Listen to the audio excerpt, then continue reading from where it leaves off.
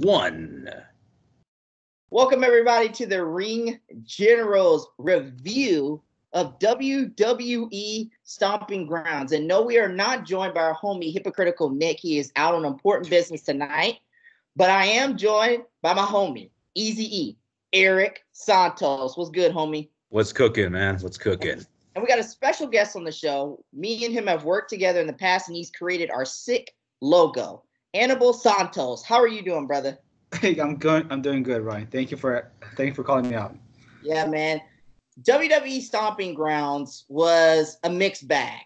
It was definitely one of those shows where some of it I liked, some of it I didn't like, and some of it I fucking hated. Okay, I have to admit, man. I have to be honest with you. There were some parts I just did not like, but overall, it wasn't as much of a disaster as I thought it was going to be. But the crowd situation was terrible. I don't know if you guys saw the photo situation, but the photos of the crowd, there was barely anybody in there. They had completely tarpered off the hard camera section of the arena tonight.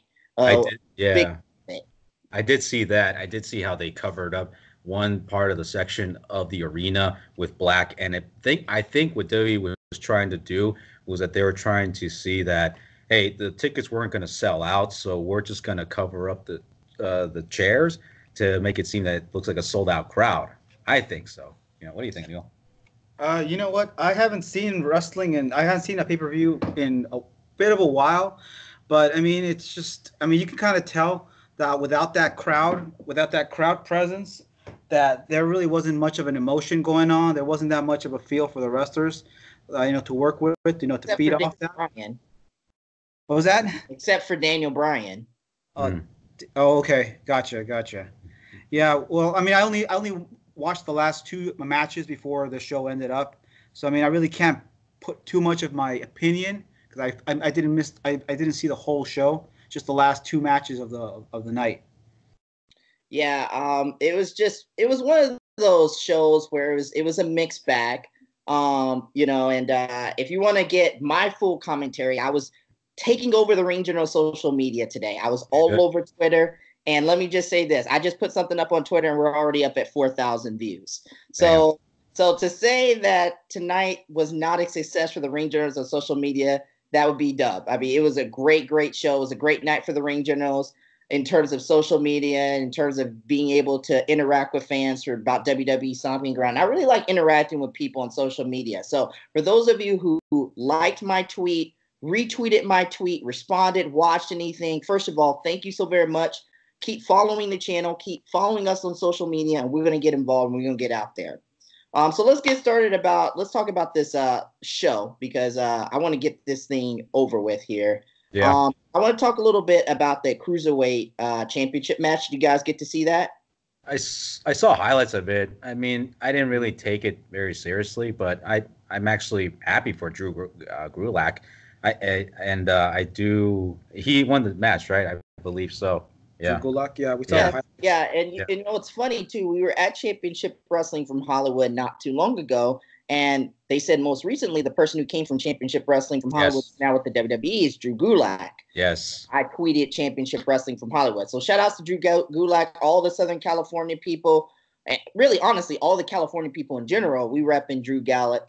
And congratulations to him. I heard it was a fantastic match. I had something I was doing during this time, so I wasn't really involved watching this, but I did see the very end where he pinned him. It all seemed like a very emotional moment, and it seemed like it was a good moment in Tacoma. It seemed like the crowd was very into it. It seemed like it was a hot crowd for the first match, which we very rarely see. It seemed like most of the people were there in the building because we see most pre-shows, especially at WrestleMania. Like we were there at WrestleMania Live.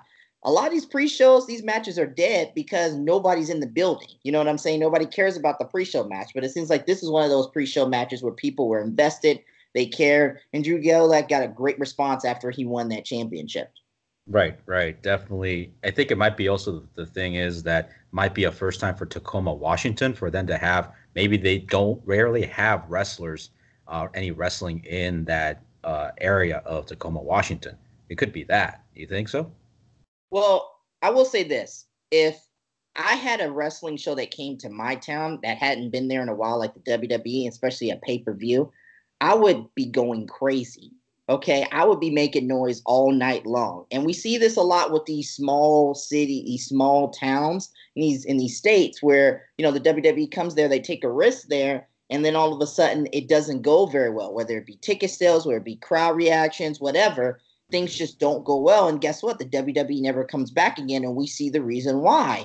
The WWE kind of tries to avoid these small cities for these major pay-per-views or any type of pay-per-view, or maybe even a Raw or SmackDown live taping, because guess what? You're not getting the response. I remember earlier this year, the NXT guys came out in that city. I don't know where it was, but it was complete dead.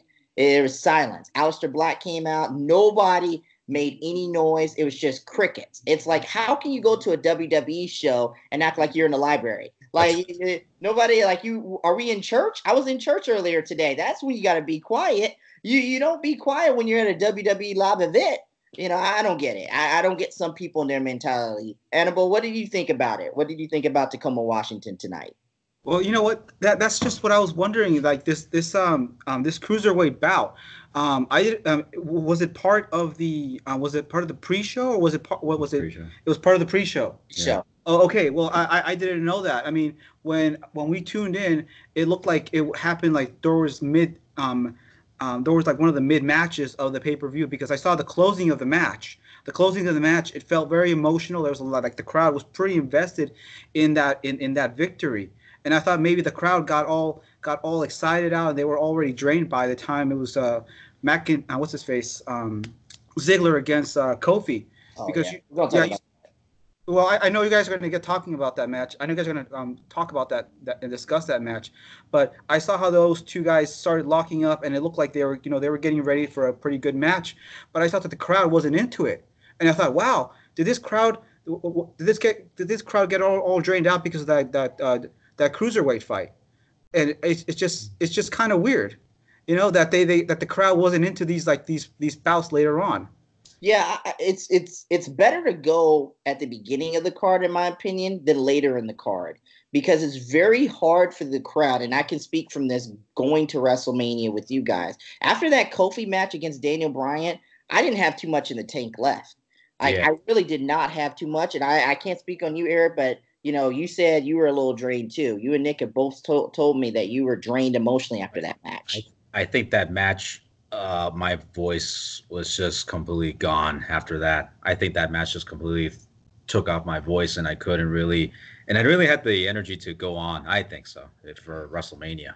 Yeah. So, it's one of those things where, when you're there for 3 hours, 3.5 hours, your body can only take so much exertion of energy. So if I'm a wrestler, I'm saying, put me on earlier. They're like, oh, well, I want to go in the main event so I can make more money as I'm frozen again. I think it could be the internet connection. I don't know how my internet connection's messed up again, but hopefully I get unfrozen in a second. Yeah, but I can hear you definitely. A situation where it's like, man, like right now, it's hard for these wrestlers to go out in the main event. Now, as I'm still not frozen, we're going to transition over to Becky Lynch and Lacey Evans, okay? The man versus the sassy Southern Belle, or the sexy Southern Belle, whatever the hell they want to call her now. The fact of the matter is this, okay? Lacey Evans, I think she is a very beautiful woman. She has a great story. Her gimmick is cool. The fact that Carmella? Huh? And Carmella? I'm back on. All right, Carmella? Yeah. Carmella's dating Corey Graves, so nah. But I think she's a beautiful woman, really cool lady. Love her story, love her Instagram. I'm rooting for her. Unfortunately, she needs a little work in the ring, guys. I think we had a botch earlier on, and this wasn't her only botch of the night, too. We were going to talk about that later on. That's why I got these 4,000 views as of right now of us recording. But Lacey Evans, there was a spot where Becky Lynch went on top.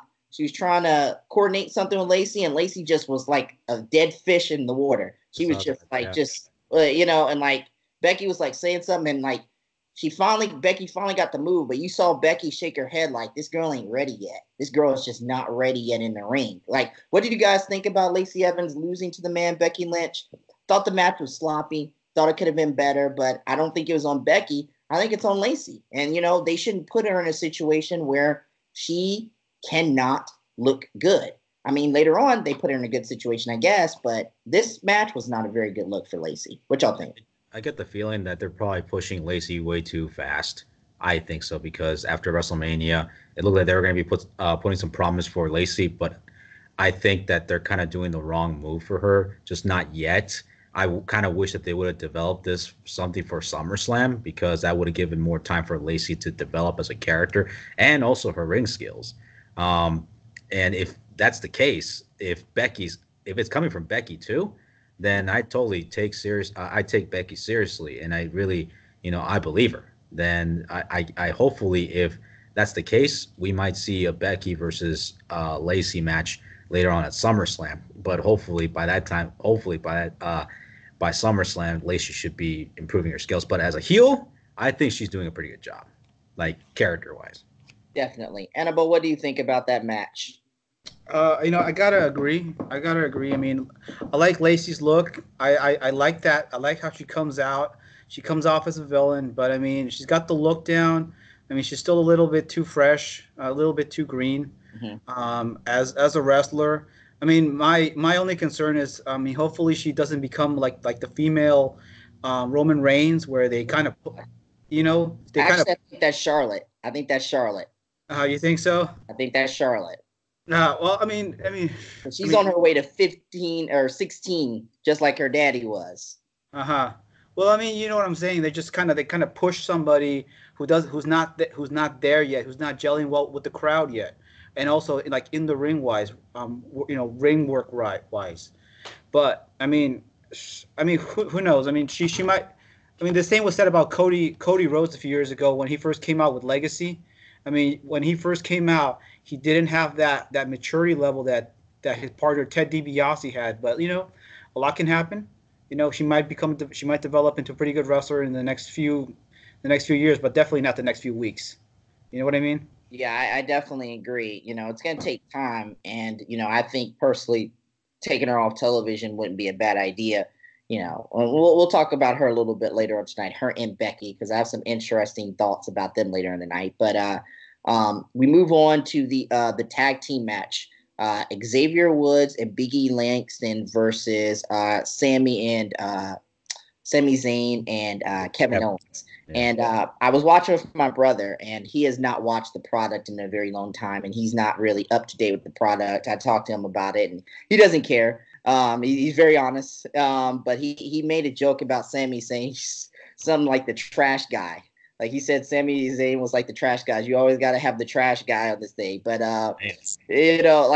honestly, I thought this matchup was good, not great. It was your standard tag team match. Big Ego, he's got to watch out, man. He's going to kill himself one of these days doing those spears off the freaking mat or off the freaking ring to the freaking ground. Like, he just came back from injury, and he's going to go back on injury reserve again, just tweeting. Stupid nonsense because, that move he did earlier could have gotten himself injured. I thought he got legit injured for a second there. But what did you guys think about this match? Eric, I'll let you go first. What you think about this tag team match? I just saw just highlights of it too, but hopefully it doesn't resort to killing on live television. That's for sure for Biggie, because we need that guy. Okay. He needs to kill his hair. He needs a haircut, bro. He needs a haircut. The haircut. The RKJ man haircut? Yes. As a black man, when I say that another black man needs a haircut, I mean it. The man needs a haircut. I'm sorry. Oh. Hair needs to be done, bro. Oh, okay. Okay. You heard it first, Biggie. So another standard tag team match. Nothing really special. And I really don't see this feud continuing anytime soon because with Kevin Owens and Sami Zayn, they really have to step it up if they want to, get the tag titles. I really don't see it continuing whatsoever. But for Kevin and Sami, it looks like there's more promise to them. It seems to me that with Kevin and Sami, hopefully they'll, by the end of maybe SummerSlam or maybe by the end of this year, they're going to be tag team champions. Annabelle, what did you think? I missed out on this match, but I mean, I would have been more invested in how they build it up a little bit more, What do you think? Like, do you think there was enough build for this matchup? There's not going to be build for mostly any of these matchups because it was just after Super Showdown. So that's why they got all these rematches on here. But I mean, there was sort of a build because there was a little bit of tension between the New Day and Kevin Owens and Sami Zayn. And obviously Kevin Owens had his thing going with Kofi not too long ago. So it kind of makes sense. I just thought the match could have been better, but it kind of makes sense on what they're doing. Now, I would love to see a match like this, some type of triple threat fatal four-way match for the SmackDown Tag Team Championship sometime in the near future, though. Okay, it makes sense. All right, so let's move on. I'm blanking here. What was the third match here, guys? I'm trying to think what the third match here. Ricochet and Samoa Joe. Yes, Ricochet. Ricochet, the dude who tripped on his entrance. I enjoyed that commentary. Oh my god! What happened? What exactly happened? I feel like I'm missing out. What went on? I saw it. So Ricochet's coming out for his entrance. I love his entrance. I think he's got one of the best entrances in the whole entire WWE. And so he goes to the ropes to do the little flip thing. He flipped, and then he lands wrong on his leg and like trips, like completely like almost hits the mat.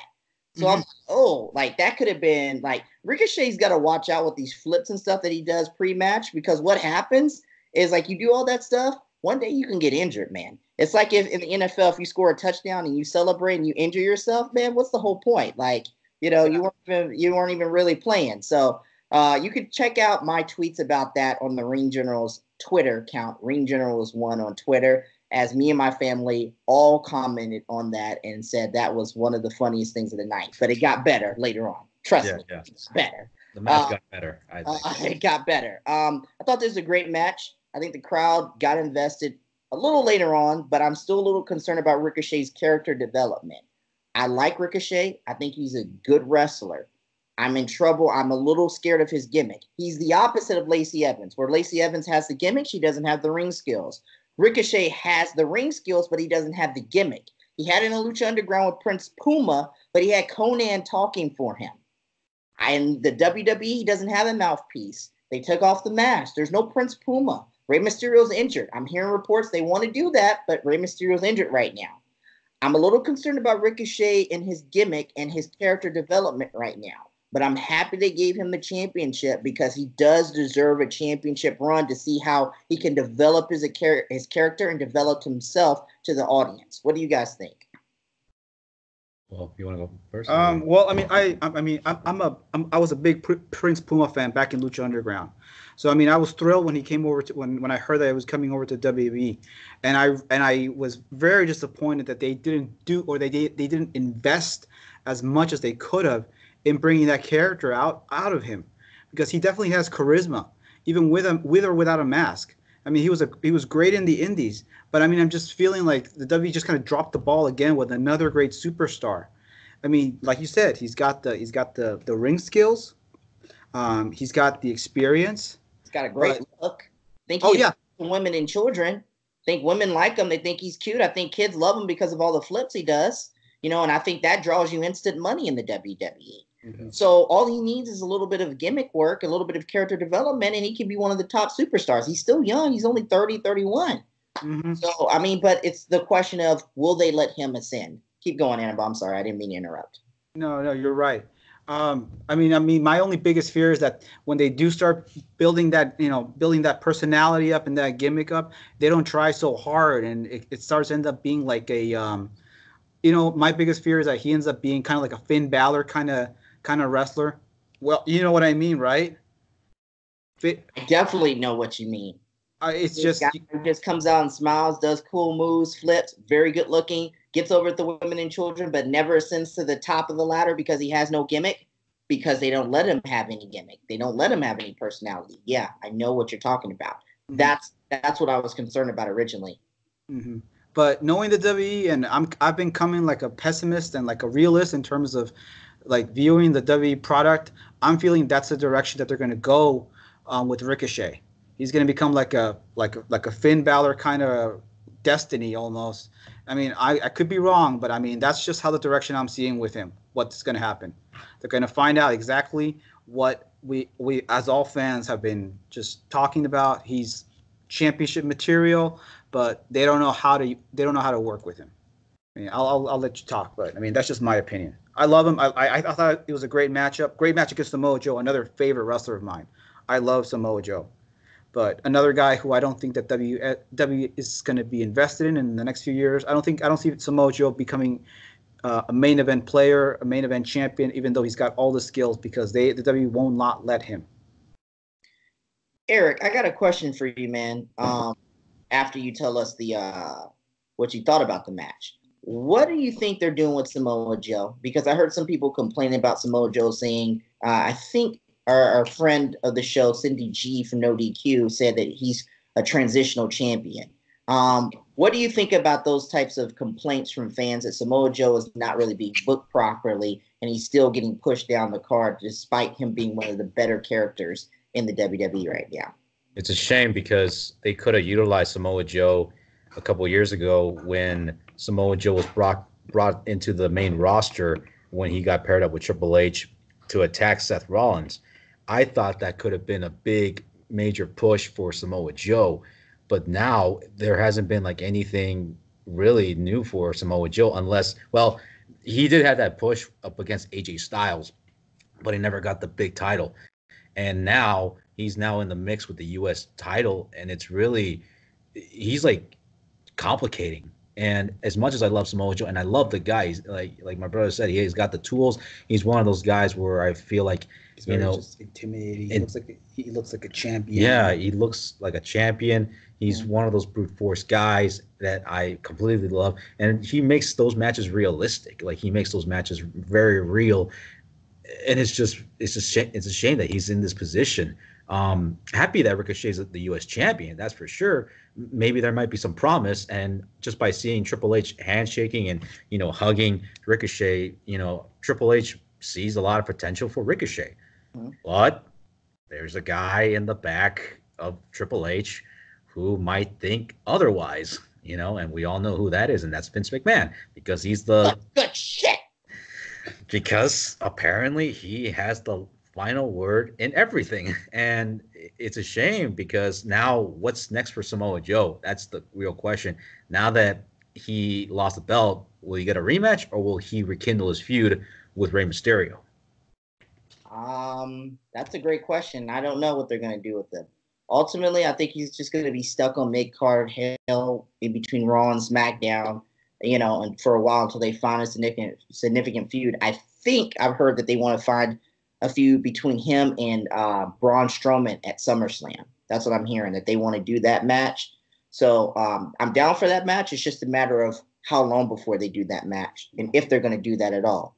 So yeah, I'm wondering what's going to happen with them. Although tomorrow, something interesting is supposed to happen with AJ Styles and Ricochet. He told him when he was taking his championship photos, I'll see you tomorrow with him in the club. So I think AJ could be turning heel tomorrow night, some way, somehow. I'm down for an AJ Styles and Ricochet match.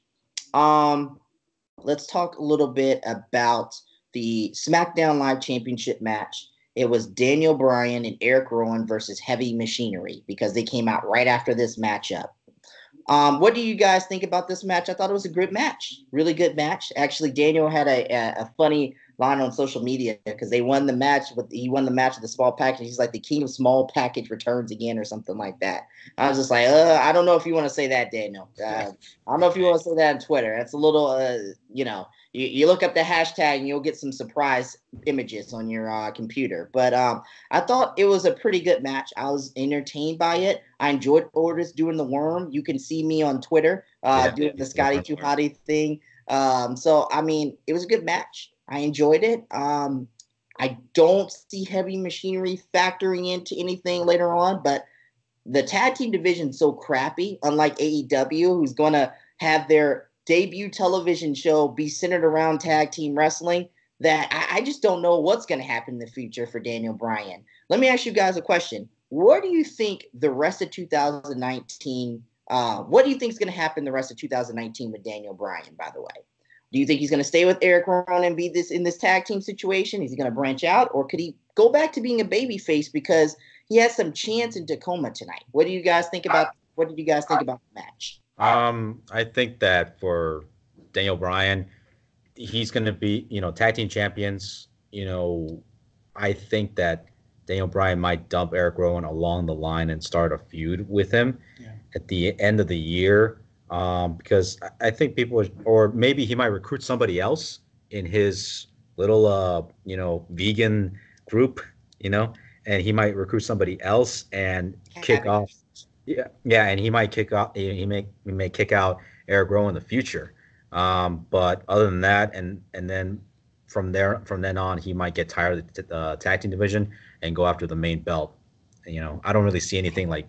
Well, that's just more of a realistic view on Daniel Bryan. Mm-hmm. Annabelle, tell me what you think about Daniel Bryan. Tell me what you think about this matchup. I see Daniel Bryan going babyface. I mean, I see him he's not going to be comfortable in the long run with being this heel. I think they're just going to get tired of this heel gimmick in the time being, but I see him as going babyface. Pretty standard match. I thought it was pretty good. Pretty good, solid match. I mean, I'm just feeling more for like Heavy Machine. What was the other tag team? I already forgot their names already. Heavy Machinery. Heavy Machinery. Yeah, already forgotten their names, bro. Yeah. I like their little gimmick with that short guy. Like, I thought it was pretty funny. You know what I'm talking about, right? Yeah. Otis. Yeah, Otis. I mean, I just find him to be so entertaining with it. But I mean, it's just I don't see nothing playing like on the long run for this feud or for this tag team division. Yeah. I mean, it's just great match, but I mean, it's just like, yeah, guys, it's just I don't see nothing playing out, no investment happening in the long run. But that's my opinion. It's really sad too because you come up from NXT and you think you're gonna have Triple H's guidance there, and it doesn't seem like he's as much involved with the main roster as he is in NXT. So really, you're just left alone. And in that main roster, man, if you're a rookie, you're coming up and trying to talk to Vince McMahon. Good luck. You know what I'm saying? You're at his mercy. And for Heavy Machinery, they're a good group, funny group of guys. I like their gimmick. I like their stuff, but I don't see them going anywhere on SmackDown or Raw.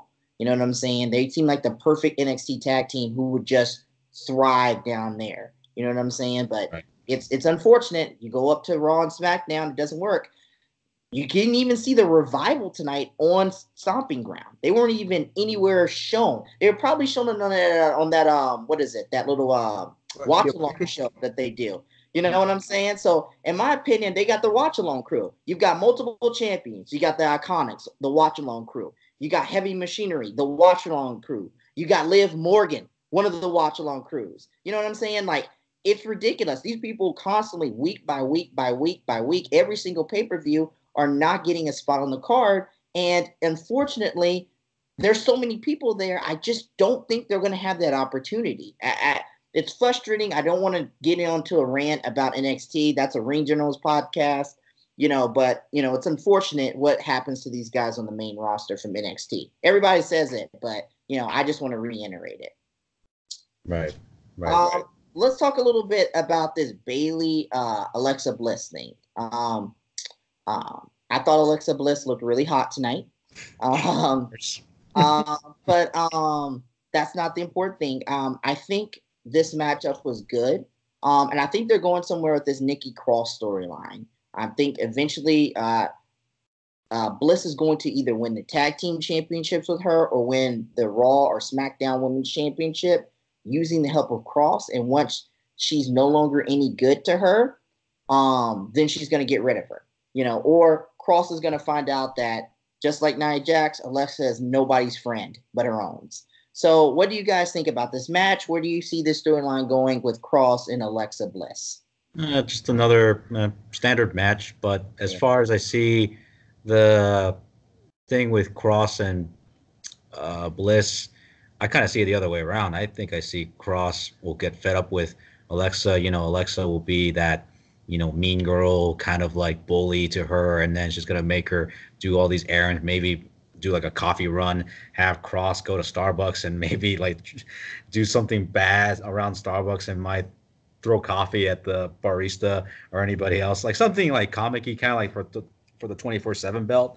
That might happen, and then from then on, Alexa will just be fed up with it, and then Cross will eventually get her. I think so. Mm-hmm. Sorry, Bless you. That never happens. Yeah, never happens. It's live. See, we're not editing any of this. No. Annabelle. Yeah, raw and uncut. Can y'all see me? Yeah, you can. Yeah. Okay. Yeah. All right, Annabelle, tell me about this matchup and what you think is going to happen in the future between Alexa Bliss, Nikki Cross, and even Bayley. What do you think is going to happen with her? I said Sasha Banks was coming back tonight, and she didn't come back. I'm a little bit heavily more interested in their relationship between Cross and Alexa. It's just, I don't know how those two guys even, it looks like they're going to double cross each other. I don't understand how Bliss always gets these different women who seem so unlikely from Bliss to work with her. Do you know what I mean? Like you know that Cross is going to turn on her eventually, or Bliss is going to turn on her, on Cross. So I know that feud is going to happen sooner or later. So I mean, I would love to see more of a match between those two than seeing Bayley against, who was it, Bliss? Yeah, Bliss. Yeah, I mean, I don't know. I kind of just sat out in the match. I just kind of twiddling my thumbs. I'm sorry, I was looking at my phone during the match. My phone all night on social media. Yeah. I'm sorry. I could have just taken a restroom break but I was on my phone like half the time. So I mean, I kind of tuned out. I would have loved to have seen a Bliss versus Cross match. To me, that thing would have been much more exciting. But that's just me playing Booker. Yeah. Yeah. Alexa Bliss is such an interesting character because she's so popular. Like, they put so much behind her. And I feel like she's kind of a Lacey Evans thing. She got a great gimmick, great look, very attractive, looks really good in the ring. And then she gets in the ring and she starts wrestling. You're like, it's not working out. And, shaky. And she's been injured for the past couple of years. So my concern is, how many more years does she have left in that ring? Now, I'm going to watch a little bit later on her WWE 365 documentary where it kind of goes into that, how she thought at one point she was never getting back in the ring and how she missed all these shows because of that injury she sustained to Ronda Rousey. It looks like they confirmed it. But, my concern with, Alexa Bliss is, she's got the gimmick, she's got the look, she's got the charisma, personality, she's got the television show, perhaps maybe she's definitely top 3 on the card in terms of women, and top 5, I would say, in the company. My biggest problem is when she steps in that ring, when the bell rings, it just doesn't seem as good. Tonight it was pretty good, but it just seems like she lacks in that consistency. So I would like for her to pick up in that consistency. I just don't know how much they can do with Alexa Bliss because of her previous history with injuries. Yeah. Well, basically she needs to stop being injury prone, if anything. It's kind of hard to do. It's easier said than done. Yeah. Or just maybe have somebody work with her that might not be so aggressive in the ring. Maybe somebody like a good dance partner that Austin likes to always talk about, a suitable opponent. That's where I like to say maybe like if she ever does take on Cross, in an actual match, because those two seem like almost like the polar opposite of each other. There's so much dynamics to work with there. I'm just hopefully they can work and gel well enough to produce a good solid matchup, in a possible pay-per-view. That's just my opinion. I mean, I like Alexa Bliss. I think she's one of the top heels, just in general, among men and women, because I love her mean girl look. Yeah, I love it. Or mean Disney girl, approach. Right. Wicked look or whatever look she was trying to pull tonight. So I think if you guys can tell me, I think the next match was the Kofi Kingston, Dolph Ziggler steel cage match. I think so. Yeah. I think that was the next matchup, right? Yeah. And if we missed something, let us know in the comments. If we missed it, it means it wasn't probably important enough for us to carry either. Okay. So, thank you. Yeah. But yeah. So, man. First of all, my brother was telling me this. He was saying, why does Kofi Kingston still have the name Kofi Kingston? And he has a Jamaican name, and he's from Ghana, West Africa, and he doesn't have an accent. It makes no sense. And like my dad was getting confused. They were calling him Kobe Kingston at one. Kobe Kingston. And Kobe, like Kobe Bryant Kingston. Yeah. You know what I'm saying? And Kobe Bryant was in the match. Yeah, Kobe Bryant was in the match. Oh, yeah. We thought he was coming back to the Lakers to play. Now he's going to wrestle for the WWE. Damn. But like, I did not feel this match. I felt the ending with Kobe jumping out of the steel cage. That was pretty cool. Yeah, that was actually awesome. But I did not feel this match for whatever reason. The crowd wasn't in it. Yes. I felt like I felt bored. You know, I was eating some good food. We had some ribs going. We had some chicken going. Some food. And you can check it out on the regional. I'm gonna keep promoting it, man. I was up to some good stuff tonight on social media. Excuse me. Pizza. Good shit tonight, in the words of Vince McMahon. There you go. So I mean, but yeah, what do you guys think about this match? I thought this matchup was not as good as Kofi has had in the past with Dolph Ziggler, even when it wasn't for the championship, when they were just facing randomly in mid-card hell, or for like the Intercontinental or United States Championship match. But, this matchup, big stage, WWE Championship match, second to last match on the card, steel cage. My brother called it the worst steel cage match he's ever seen. He's called it the worst steel cage match he's ever seen. I wouldn't go that far, but I thought it was pretty lackluster. What do you guys think? I have to disagree with your brother. I definitely don't think it was the worst steel cage match ever. I thought it was a solid match, a solid steel cage match. I'm sorry, but it looked like when they were first squaring up against each other, when they were going to engage Kofi and Ziggler, it looks like they were trying to feel out the crowd. I thought I had a pretty good opening. It's just the crowd wasn't there. I don't know why the crowd wasn't there. I mean, you can see when they were first locking up, Ziggler trying to kick Kofi, and then Kofi returning the kick with his Trouble in Paradise, a very early Trouble in Paradise. I mean, right there, I don't understand why the crowd wasn't getting into it. I mean, you can tell that these two guys were trying to do as much as possible to get the crowd riled up. But the crowd just it felt kind of lazy.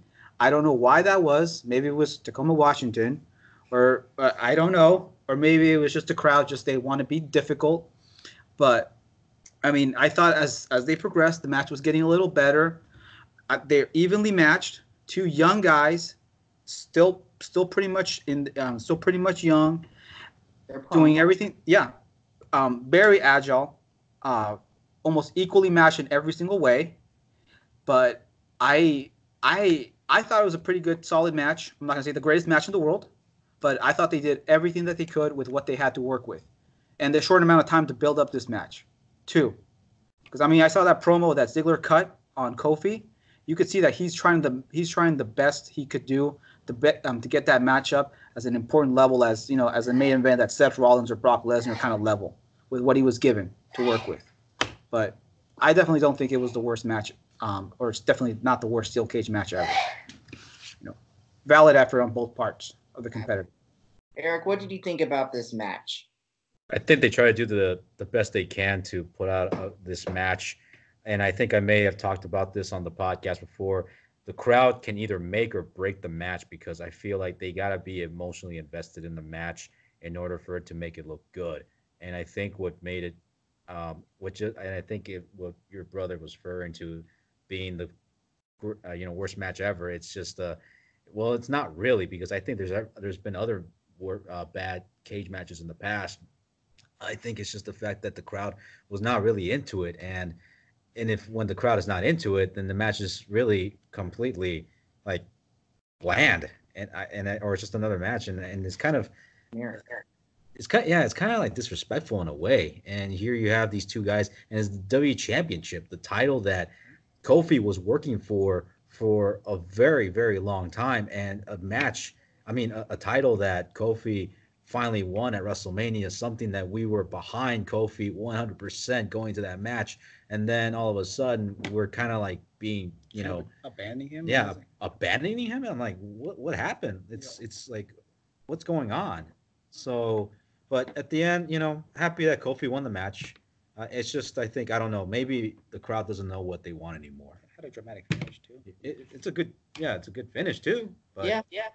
I mean, I don't know what's going on. Could be the crowd. It's it's very interesting with Kofi because I'm sensing that it's coming to an end very fast. Oh man, I'm getting that feeling.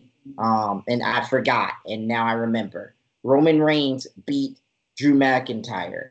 So I don't want to talk too much about this matchup. All I know is Roman is lurking around that championship scene as we get closer and closer to October. That's all we know. We know this. Everybody and their mom knows this. I'm not even quoting anybody from their podcast because we all know this. Everybody knows that Roman will be around that WWE championship in October. When they move to Fox, he's got to be one of the centerpieces of that show. It's no doubt whatsoever. So as a WWE fan, I'm starting to realize it's getting near July. Then it's going to get near August. Then it's going to get September. You're starting to think of that ticking time clock. Even Kofi probably has it in his head. When is this thing going to end? When is this thing going to get real? Because it's not Kofi. Well, yeah, Kofi's on the centerpiece of the little SmackDown promo that we've allegedly been seeing that they're running for Fox. But Roman Reigns is by far the guy who they're pushing to be the top star. Even though I don't think it's working, even though it's funny. My brother, he was saying a lot. It's great to watch it with people who don't really watch the product because you can see why WWE isn't working. And he said it. He's like, they're trying to make Roman The Rock. He's not The Rock. He's not even that cool to begin with. His matches aren't even that great. You know, in the movie. Like this, he thinks this is lame. He's like, what the hell is this? My brother's telling me all this, and I'm like, damn, like everything we've been saying on the Ring Journals podcast and every other podcast is right. Eric, what you going to say, man? I'm sorry. I don't want to interrupt. I was going to say that he's going to be in that Hobbs and Shaw movie. I mean, yeah, Hobbs and Shaw movie. So do you think that might be a coincidence for him to be built as that star at the Fox? Of course not. I think their only fear with Roman is that Hollywood gets a hold of Roman because of his look and his potential, and he becomes like The Rock. Or Cena. You know what I'm saying? Yeah, or Cena. You know, I think Roman Reigns is the closest WWE superstar to being absolutely positively the face of the company.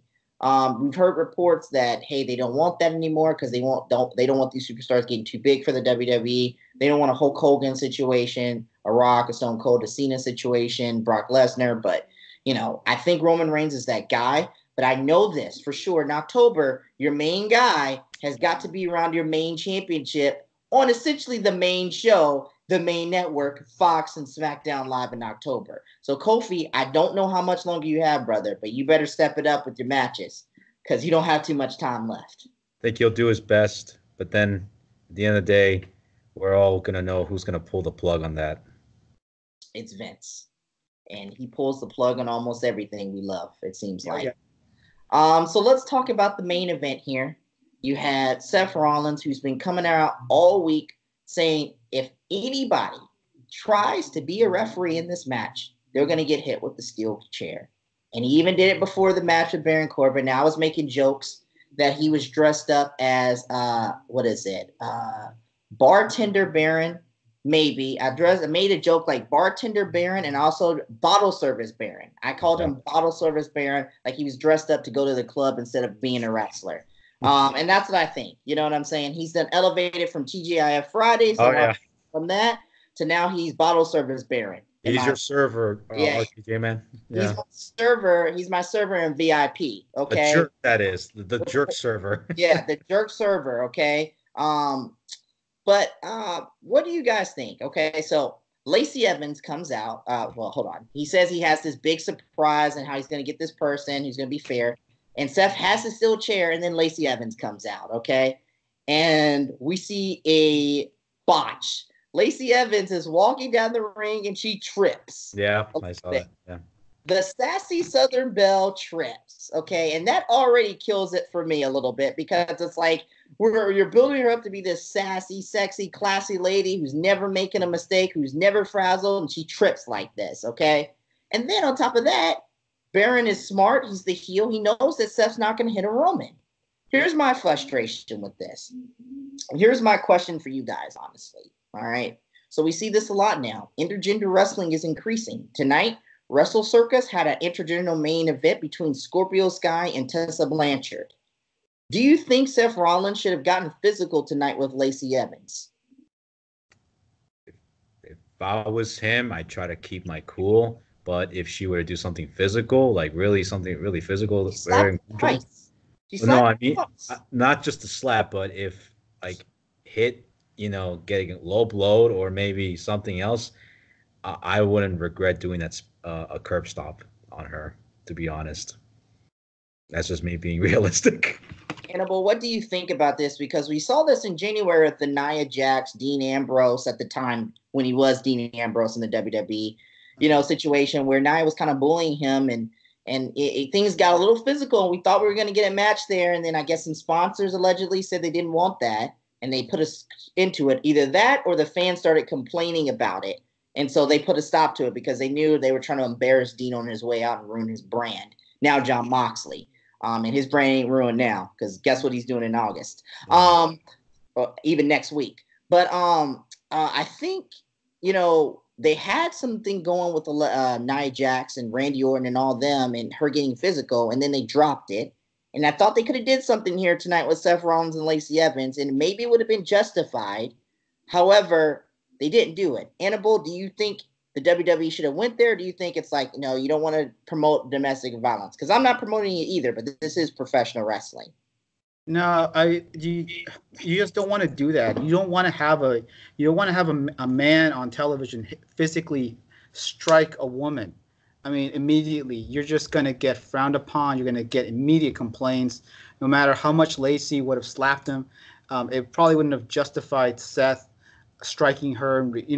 Had that played out, had Lacey kept slapping Seth Rollins in the face, and had we had Seth Rollins strike Lacey as payback for screwing around with the match, it still would have looked completely bad. It would have bad shoulder. Just kidding. Oh yeah, the bad shoulder that Lacey had. Yeah. No, it just would have looked really, tripped. Yeah. Yeah, it would have looked bad, and it would have looked bad PR for the WWE. I mean, I'm sorry, but it still won't be. It's still not going to be accepted. I mean, even today.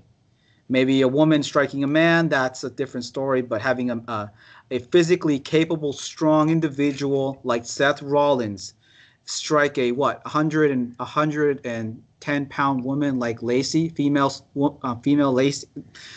named Lacey, it's just not going to look good.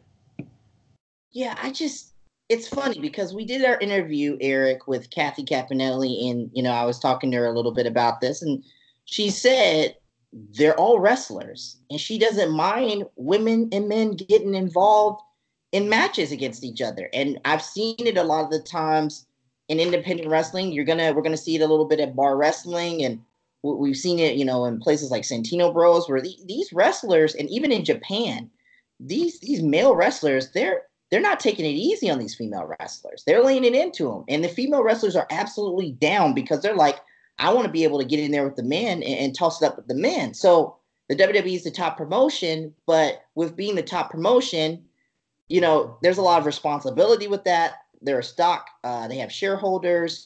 They have stocks. And Eric, what do you think? Do you think the WWE should have went there?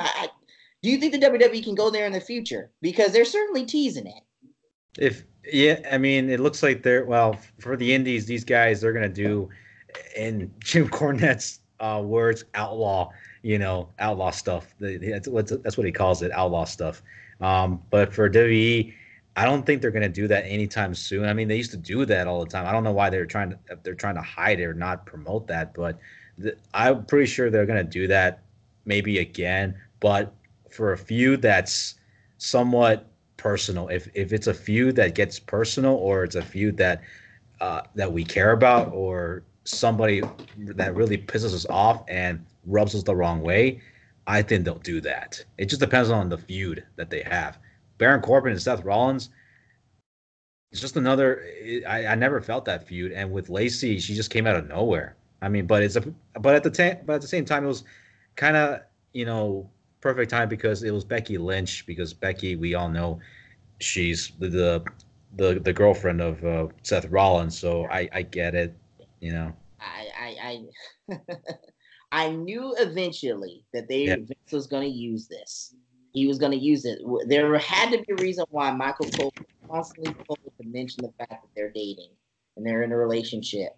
And now we know why. Social media, dude. Social media. He had to use his girlfriend, Becky Lynch, to freaking come down and help him. And my only question is, man, why it take her so long? Because he almost lost the championship because of her taking so long to come out. I mean, this is your boyfriend, Becky. But, I mean, I guess she wanted to prove that he could do it by himself. They don't want to be defined by their relationships and who they're dating. They want to be defined by their performances and their achievements in the WWE, which is fair. But Vince is doing them and us dirty by constantly bringing up this relationship crap. You know what I'm saying? Like, keep their personal lives separate. You know, I don't see Andrade and Charlotte teaming up. No, I don't see that either. Zelina or Aleister Black. No. Yeah, but Black is doing promos, so that's a different story. But in NXT though, like she Hurricane Rana him.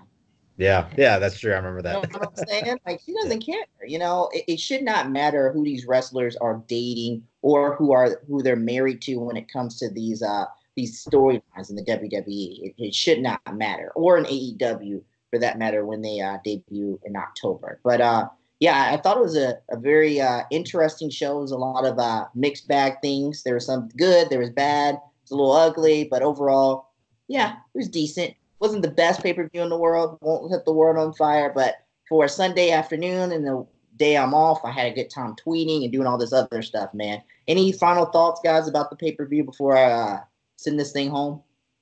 Nothing really. I mean, I think it's just the next pay-per-view is Extreme Rules, so I think that might be a little bit exciting due to the fact that it's all hardcore-based stomping grounds. It's just it's kind of like another In Your House pay-per-view, but nothing really changes the landmark or feuds or landscape for wrestling. You know, for wrestling. So it's just another standard pay-per-view. That's I really got nothing else to add, really. Annabelle, tell me your thoughts, and then I got a question for you, Eric, after this, real fast. My thoughts are just like Eric's. I mean, it was great, just like you, just watching this pay-per-view. I hadn't seen a WWE pay-per-view in quite a while. It was great watching a pay-per-view again with my brother, seeing a couple matches, going back and forth, discussing what, the techniques that Ziggler was using against Kofi. I mean, I really think my favorite match was Kofi against Ziggler, because we were talking about the different strategies that they were using during the matchup. I thought that was probably one of the highlights of the show, and just chatting, sitting down, talking about the match, what they were using, what they could have done better. But I mean, other than a few good matches, I don't see it really making any breaking or defying anything in sports entertainment history. So it's pretty, So you do to Vince McMahon, we need to put trash over his head because he's been putting trash on our television sets for years. Yeah. A lot of trash. A lot of trash talk. Let me ask you a question real quick, Eric. Can you look this up? When does Fight for the Fallen happen? I think that could be July 13th. Can you look that up real quick? When that's happening? If you could tell me on your phone real quick and see the date for that. I think for I know that the next one, Fight for the Fallen, right? Yeah, next week's Fighter Fest, but when's the next one for AEW?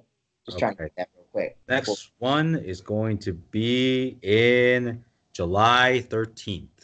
So the day before Extreme Rules, we have an AEW pay-per-view. Mm-hmm. The day before. So you want to talk about comparisons. I mean, and you heard those AEW chants at the end of the match between Seth Rollins and Baron Corbin, or throughout that match tonight in that main event. So if AEW kills it in Fight of the Fallen, their final show before what I think is the WrestleMania show, All Out in Chicago at the Sears Center in August, get ready for those AEW fans to show up in Philadelphia the next night. Because that is hardcore country right there. I'm sorry, Mickey James. That is a hard. I mean, I'm telling you, man. That's one of those places. That's one of those places where they don't mind saying their opinion. They don't mind going on TV, and the WWE usually doesn't mind in those places. So it's going to be very interesting to see. You got an AEW pay-per-view on a Saturday night, and on a Sunday you got a WWE pay-per-view. WWE better bring their game for that Extreme Rules thing, man. For Fight for the Fallen, is that going to be for free, or is that going to be paid as well? We don't know. I'm assuming it's going to be paid because part of the proceeds do go to charity. I mean, I'm just going to enjoy Fighter Fest next week. You know what I'm saying? Free. Yeah, I know that's for free. Yeah. So I mean, whatever I got to pay for Fight for the Fallen, hopefully it's cheaper. I don't think you should have $60 pay-per-views, but this isn't a AEW podcast or AEW show that we're viewing. This is a WWE show we're viewing, so we got to be fair here. I know hypocritical Nick likes to think that I'm not fair when it comes to AEW and WWE, but that's incorrect. All right, and we'll talk a little bit more about that later. But is there anything you want to talk about more? Anything you want to promote? Anything else you guys want to say?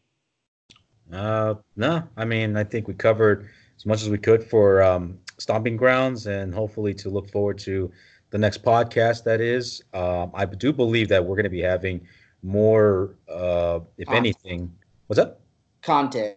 Yeah, more content, and we do know that the UFC big pay-per-view is coming in July, so that's something to look forward to. UFC Fight Night will be this Saturday, so we'll be on the lookout for that, which is also going to be the same night for Fighter Fest. So that's that's basically two shows right there on Saturday night. Something to look forward to, and yeah, I think we've covered enough. Yeah. Yeah. Social media was popping. The Ring Journal is gonna be popping. If you haven't, subscribe, comment below. Tell me what you want to do. What do you think I should do for the first ever Ryan Rants solo segment coming up later this week? So I'm going to do that on my own, and I'm going to make it a segment. Maybe we'll get some graphics, some sound effects, whatever. Maybe I'll even change the name. I have another name in mind to do. But yeah, man, raise a glass in the sky and salute the Ring Generals.